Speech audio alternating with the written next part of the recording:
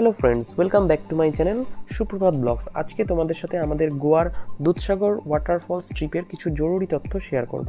তো চলো শুরু করা যাক। আমরা দুধসাগর ওয়াটারফলসের জন্য গোয়া যে ট্রিপ করেছিলাম তাতে একদিন রেখেছিলাম।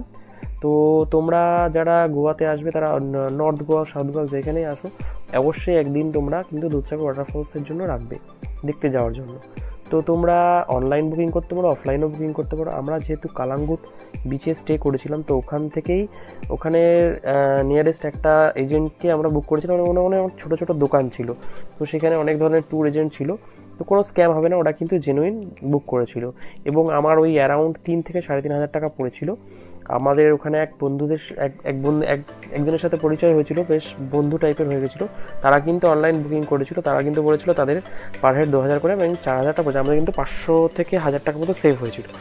তো যাই হোক, তো ওদের ট্রিপটা এমন ছিল, ওরা মোটামুটি হাফ বেলার একটা ট্রিপ ছিল। এই ট্রিপের মধ্যে তোমরা বেশ কিছু চার্চ ওরা তোমাদেরকে দেখাবে যাওয়ার পথে, এবং তারপরে দুধসাগরে অ্যাক্টিভিটি করাবে, এবং দুপুরের লাঞ্চটা ওদের ফ্রি থাকবে।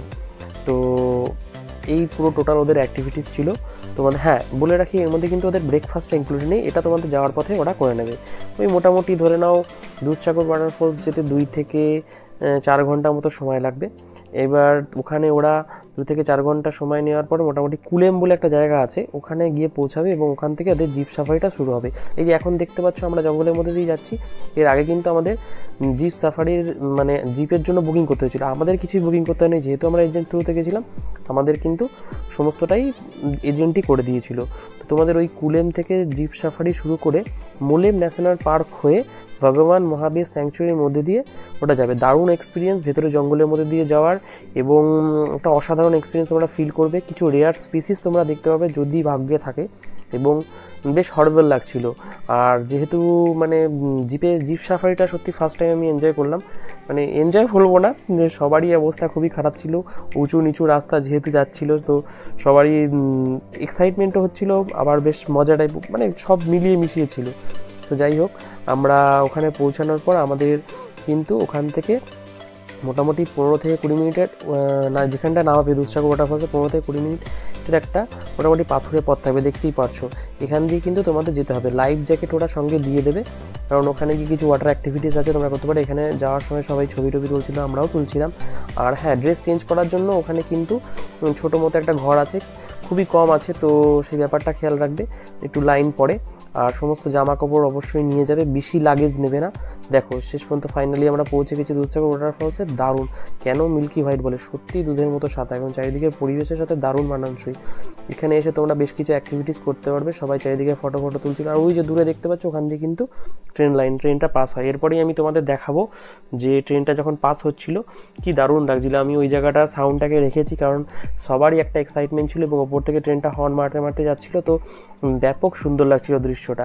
তো আর কিছু বলবো না, এবার দেখে নাও তোমাদের সেই ট্রেনের ওই যে দেখতে পাচ্ছ দূর থেকে আমরা আসছি, ট্রেন যাওয়ার যে দৃশ্যটা সেটা তোমাদের দেখছি, চলো।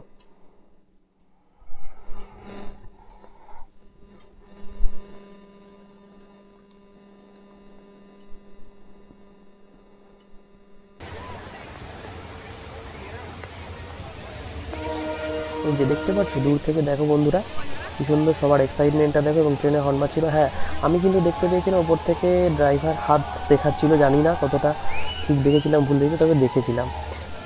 খুব সত্যি দারুণ এক্সপিরিয়েন্স হয়েছিল, মানে এটা নিচ থেকে দেখারও দারুণ অভিজ্ঞতা। আমি জুম করে টেনেছিলাম, দেখো তোমরা, সত্যি দারুণ লাগছিল। আর বলে রাখি, এখানে আমি যে লিখেছি যে হরিবল এক্সপিরিয়েন্স কিছু আমার হয়েছিল, মানে কী ভয়ানক ঘটনা ঘটেছিল। ভয়ানক ঘটনা বলতে, এখানে এক্সাইটমেন্টে আমি কি করেছিলাম, লাইফ জ্যাকেটটা পরে ওখানে যে মানে যেখানটা ঝর্ণাটা আসছিল, আমি ঝাঁপ দিয়ে দিয়েছিলাম। এই যে দেখতে পাচ্ছ তুমি, আমি বসে আছি, অ্যাকচুয়ালি এটা আমি বসে নিয়ে এসে আমি ঝাঁপ দিয়ে দিয়েছিলাম, এবং ভেবেছিলাম লাইফ জ্যাকেট আছে, কিছু হবে না। কিন্তু ওটা বেশ গভীর, এবং জল কিন্তু খুবই ঠান্ডা, এবং আমি অনেকটা ভেতরে চলে যাওয়ার পর লাইফ জ্যাকেটের জন্য ভেসে উঠেছিলাম। কিন্তু কেউ ভাববে না লাইফ জ্যাকেট পরে আছে বলে তোমরা ডুববে না, প্রথমে কিন্তু ডুবিয়ে দেবে। তো উঠতে পারছিলাম না, বেসিক্যালি আমি এখান থেকে উঠতে পারছিলাম, মানে পাথরগুলো প্রচণ্ড স্লিপারি। খুব সাবধানে এখানে অনেকেই নিচে নামছে না, বসে রয়েছে, ফটোস নিচ্ছে। যাই হোক, খুব সাবধানে এখানে কিন্তু তোমরা চলাফেরা করবে। পাথর কিন্তু প্রচুর স্লিপারি, এবং জলটাও ঠান্ডা এবং খুবই গভীর। আর তোমরা যা লাগেজ নিয়ে যাবে খুবই সাবধানে রাখবে। এখানে কিন্তু প্রচুর বাঁদর আছে, তো বাঁদরের থেকে সাবধান, ওরা কিন্তু খাবারের খোঁজে এসে লাগেজ নিয়ে চলে যায়, তো সেটা সাবধান। মোবাইল সাবধান, সব কিছু সাবধান রেখে খুব সাবধানতার সঙ্গে তোমরা যা করার করবে, কারণ কি এটা কিন্তু খুবই রিস্কের।